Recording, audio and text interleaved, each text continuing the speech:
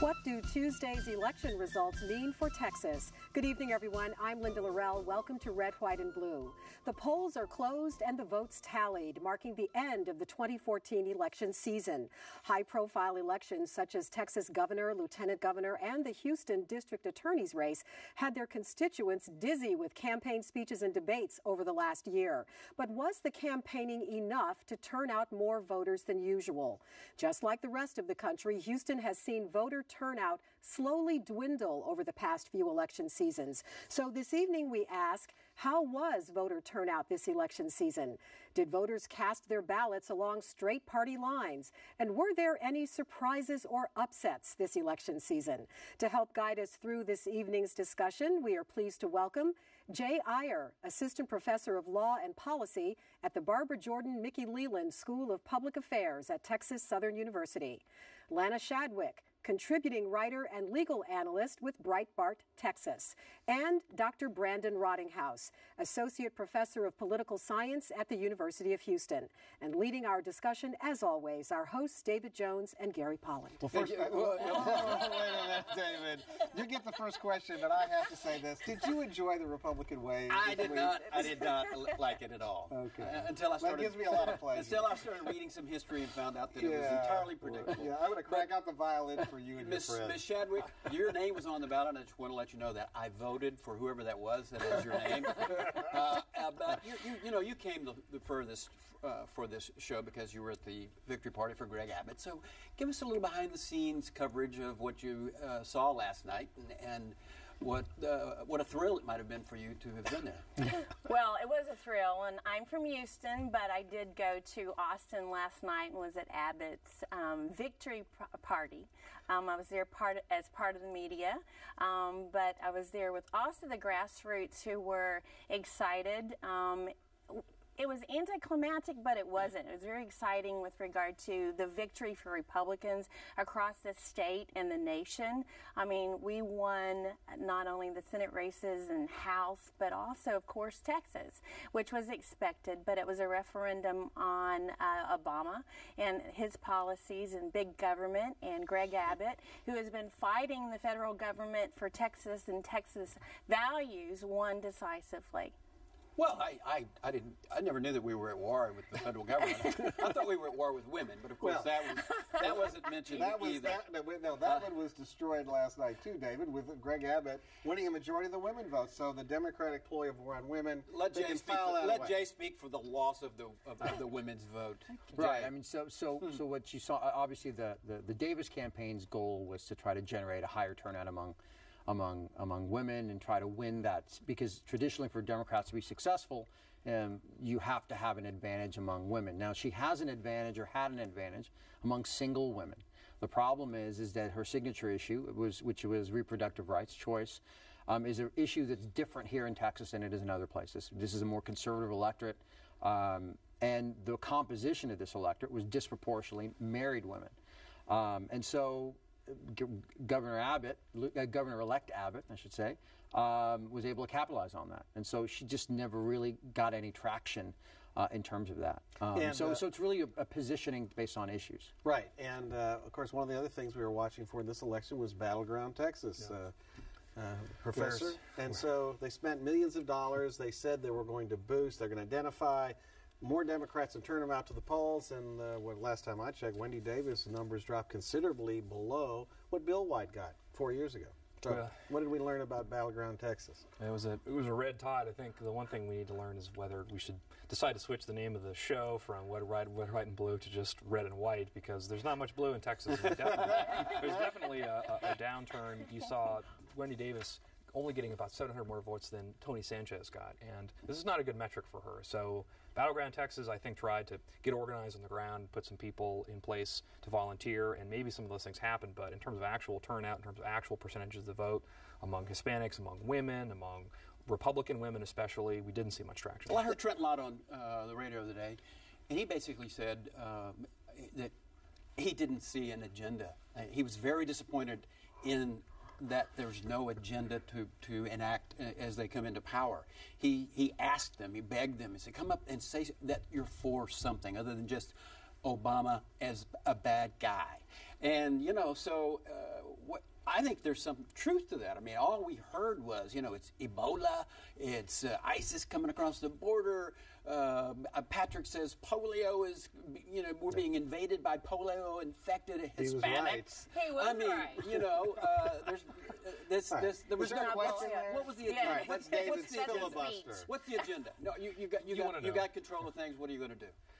Well, you want to know what the mandate is, right? Yeah. What is it that Republicans are going to do?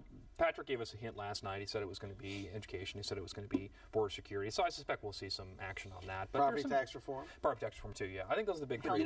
He said you're going to have personal choice in education. Okay. Okay, your parents are going to have personal choice. Boy, that's bad. You know what that means? That means here comes private school vouchers, here comes religious affiliated voucher subsidies. Well, think about that. And that right? is, by the way, why the Democrats are not doing well, is because on education, where the public schools, they do their best, but not always good enough.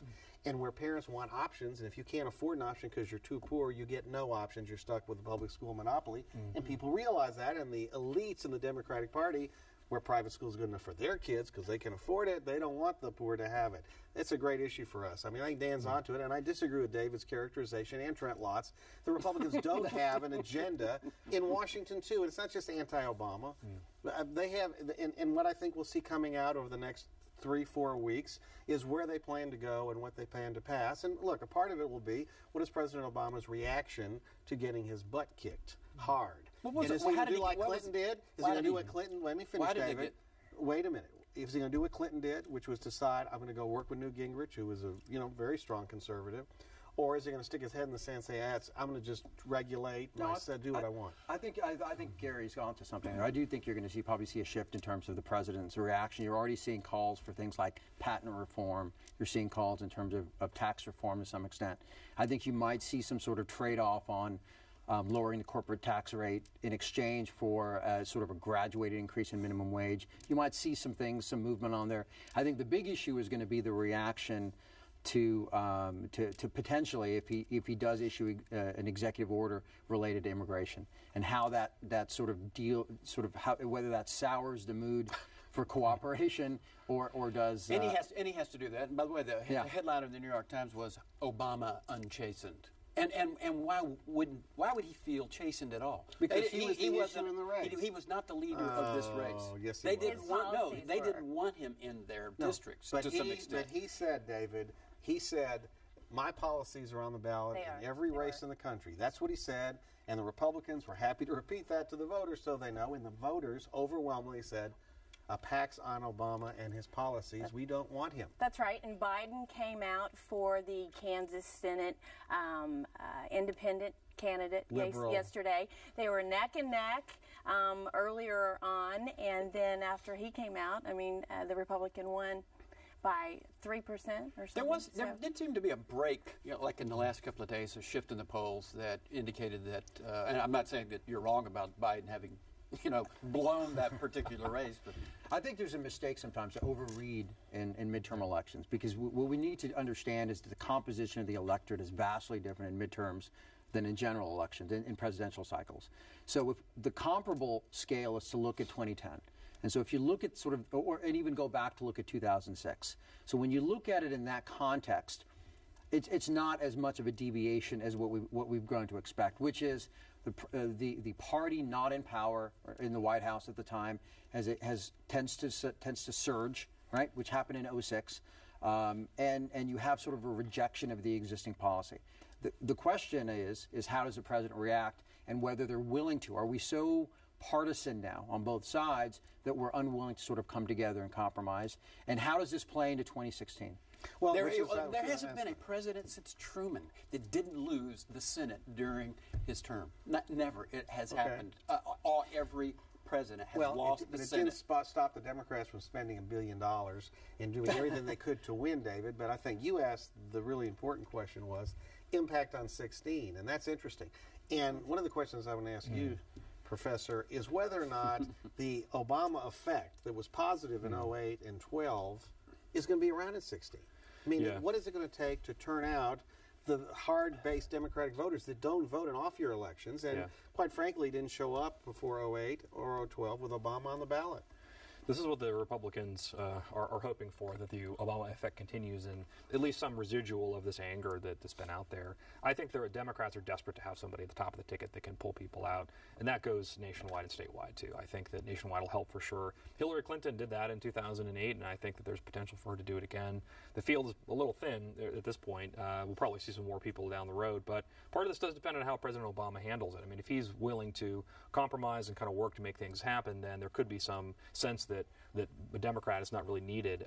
I suspect that he'll go the opposite way. I mean, I think that he'll really dig his heels in. He's not a bargainer. He's not a warm and cuddly guy. He's not going to play ball, and I think that he's been burned enough times that we won't see much coming out of Washington. If I were him, I'd be mad because, you know, the senators who could have used him, perhaps to generate base support, decided not to use him, right? Yeah. And so he announced that these are my policies, you know, so he answers a question at a press conference. So David's answer, Lanny, is a double down with Obama. No, they should have. They should have. What do you think? think? It would have been a bigger loss. He should have been there. And by the way, a senator who used him to get elected and who chose not to have him this time deserves to lose.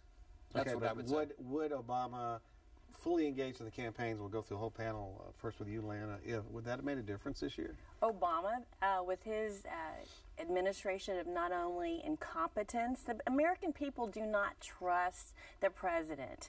Mr. You can keep your plan, you can keep your doctor.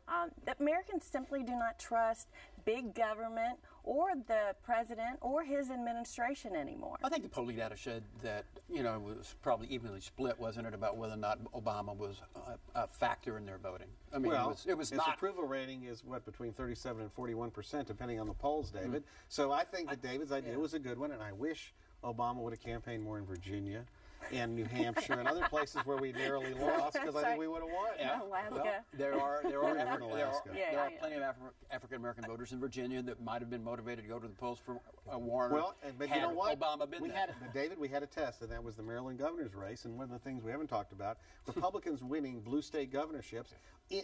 When the predictions were, the red states were going to go Democrat. But they thought we were going to get in trouble in Florida, Maryland and Illinois, two big Democratic states. Right. And Obama campaigned, his whole clan and the Clintons in Illinois and Maryland, and they got beaten both places. I think in both cases, right? So you have to look at the individual races, and one of the positives is in Maryland, the Democratic nominee was a damaged nominee in Anthony Brown, and you had a great candidate. Now. No. I think people were saying that then, or just 2 days ago. And the Republican candidate was a very good candidate. It's Larry Hogan.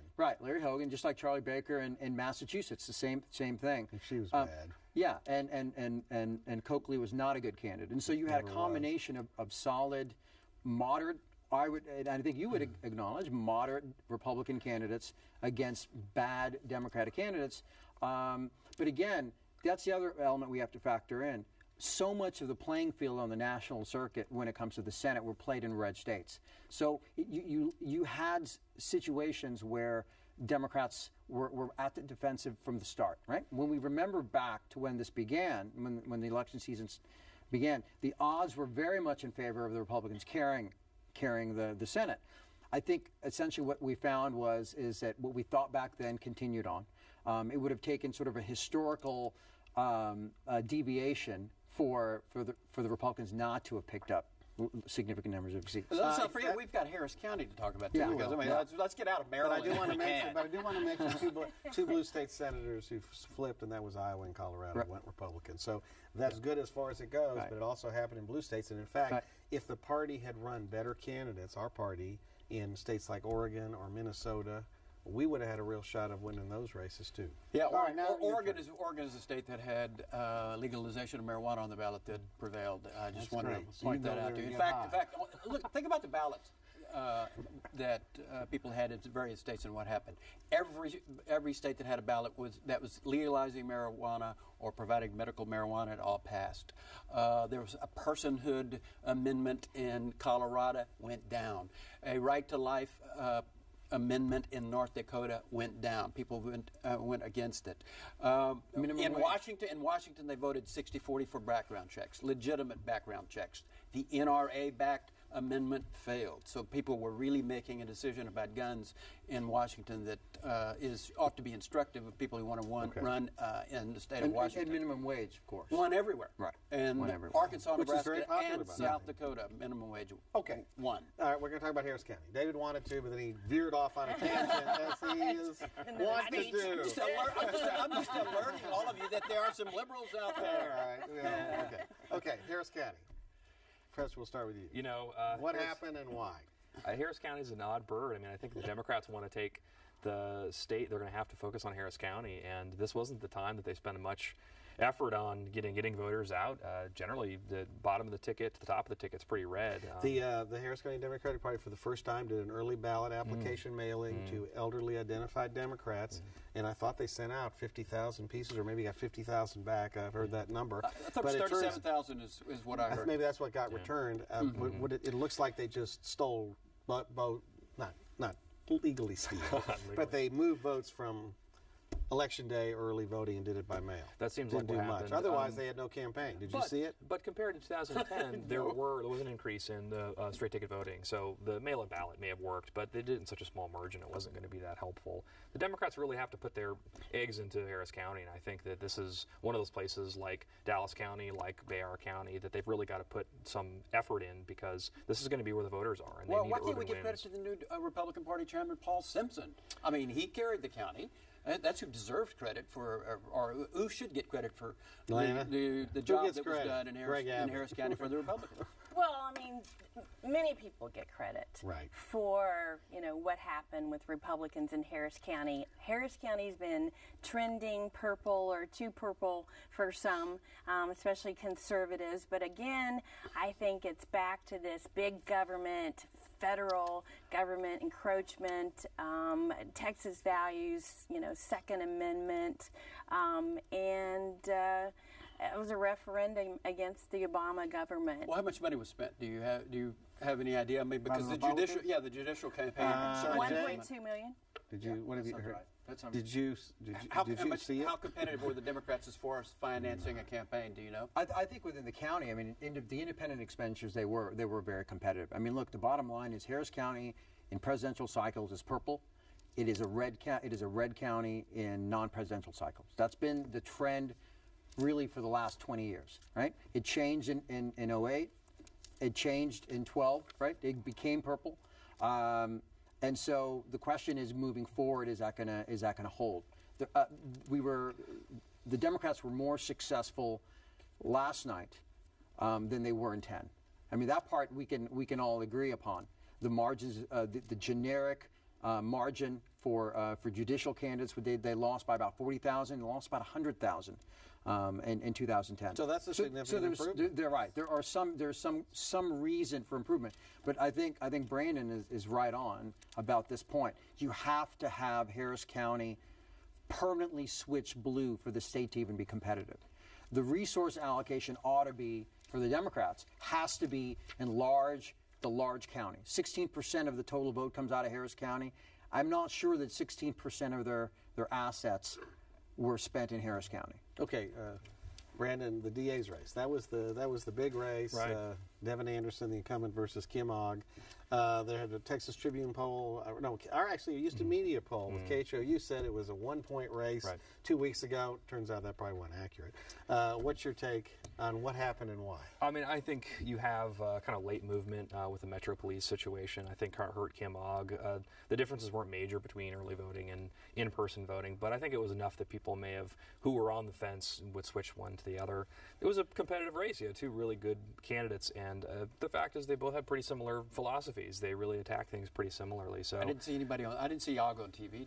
Did anybody? I didn't see anybody. She's outspent 3-4 to 1. She overperformed the ticket by about 3 to 4 points. I mean, she lost by about 7. Everyone else lost by 10 to 11. She got a lot of free media. Right, she did. So a tremendous amount of earned media. I mean, she was the best candidate the Democrats had, and it was the highest performer the Democrats had, including our statewides. But despite that, Lana, she didn't make it. That's right. But Lana, if she comes back in 2016 and Hillary Clinton is at the top of the ticket, Kim Ogg is DA, wouldn't you say? No, I wouldn't. I believe Republicans will prevail in 2016. I think the Obama administration is going to continue to do what it does, and that is bigger government, bigger taxes. Well, they won't be able to do that now. I don't know whether you've heard or not, no, but the Republicans are in charge of the Congress. I know that. I know that. But try. And then, again, the American public does not trust the federal government. And it's hard to really to promote these local races, whether they're judicial races or even the DA's race. You get free media, that sort of thing. So when people are going to the polls, what are they basing it on? Are they basing it on what they know about the district attorney candidate in particular, or a particular judicial candidate? They're not. I think a lot of these races flip. I mean, if you've got a presidential election year, I don't care who's at the top of the ticket, you're going to get turnout. And turnout means Pete Gallego wins the CD23. That means that Democrats can keep SD10. I think it means that some of these local races flip. I mean, we're talking about margins of, not much here. And so enough turnout for the Democrats means that you're going to have some wins. And the fact is, in this election, Democrats stayed home and Republicans didn't. And so why did they stay stay home? Difference. Well, because who asked them to go vote? Who asked them to do anything? Well, Battleground Texas, $45 million. Where did that go? Well, you know what? They don't have a face that anybody can vote for. So I don't know that would have helped. And I don't care what their money was spent on. I did see money spent on October 28th. I was at a fundraiser where Congressman Al Green had assembled a group of people, and I thought, wow, this is great for Harris County. Nancy Pelosi is here. It's get out the vote time. Al Green, yeah, he delivered a check, all right, to Nancy Pelosi. So all of the money that was assembled there, and it had to have been $200,000 or $300,000, went to House races, which we probably lost. And Al Green, I don't think had a race, and I don't think he made one bit of an effort to interest African Americans in the DA's race. Look, so what kind of a party is that anyway? I mean, look, midterm elections get low propensity voters don't vote, right? Younger voters don't vote. That's just historically been the trend. You've got to disconnect. The electorate that we had yesterday will be a vastly different electorate than we're going to have in 2016. Now, the X factor in 2016 will be on the presidential cycle is who the nominees will be, right? I think if it's Hillary Clinton on the Democratic side, sort of the general view is that she'll be able to generate some level of turnout. Maybe not the historical kind of turnout among African Americans that President Obama did, but the Clintons have historically done well among Latino voters. On the flip side, if, for example, Jeb Bush is the nominee for the Republican Party, we could see Texas. We could see a greater turnout among Republicans, and obviously his ability to generate support among Latinos is different than maybe other candidates. So, I mean, a lot of it depends on the nominees, but we're looking at a totally different electorate in 2016. Be a mistake to kind of, I think, overread into this race. And there's a legislative problem, too, for the Republicans. I mean, if they think that there's a recipe here that's a kind of mandate, then it may be that they're looking in the wrong place. And so it's tricky, I think, for them, although clearly this is a repudiation of Obama and the policies, there's no doubt. But the question is how far to go to repudiate those policies. And it looks like there'll be a debate coming in Washington between the Ted Cruzes of the world and the Mitch McConnells and John Cornyn's, quite frankly, as to the direction of the party should go. Lana? Well, Jon Stewart on The Daily Show came to Austin and asked Wendy Davis, are the voters rejecting your policies, or are you just not getting the message out? And so, again, I say that they're rejecting the message. You know who else was on the Jon Stewart Show? Me and Garrett. That's right. Well, there you go. We don't have a clue. They don't have a clue. He's fun. We'll keep moving. Yeah. Okay, let's talk about. I'm going to mention the Houston Chronicle because that's our largest newspaper, and of course the way information is given out and people get now is so diffused. I think it was an example this cycle of I call the almost complete ineffective Chronicle in terms of their agenda, because they targeted 4 or 5 Republicans that they ripped in the editorial and they ripped on the news pages, they ripped in columns. All of them won between 37 and 53,000 vote margins. So what does that tell us about the power of the Chronicle and its endorsement process? Jay, you can have that first. Sure. They endorsed 65 Republicans who won. All right. Endorsements don't matter in general, right? And the newspaper endorsements in particular don't matter. Leticia Vanderpute won every endorsement of every paper in the state of Texas of any consequence. It's not just the Chronicle. Part of the issue is this was a straight ticket race. The differential between What Greg Abbott got and what what Dan Patrick got was inconsequential. There was no margin difference. So the endorsements didn't matter. This was sort of a straight partisan lever that was pulled, and it resonated throughout. So yes, the Chronicle wasn't endorsements weren't worth much. Frankly, none of them were. At least we don't have Rick Perry to kick around anymore. Well, we'll see about that. For now. Well, I want to thank you, J.R., Lana Shedwick, Brandon Roninghouse. Linda, it was a fascinating night the other day, a good night for Republicans. Hopefully it'll be a good night for America, and I hope that President Obama decides to work with Republicans and they decide to work with him. Gary, why don't you tell us what you really think? Yeah, okay? Okay. Remember, you can catch Red, White, and Blue every Friday at 7:30 p.m. right here on TV8, and again Saturdays at 6:30 p.m. We also invite you to visit us online and send us your comments. We want to hear what you are saying about the issues that affect Houston. You can submit your comments at HoustonPublicMedia.org or on Facebook. And while you're there, don't forget to like us. Thank you so much for watching. We'll see you again next week. Good night.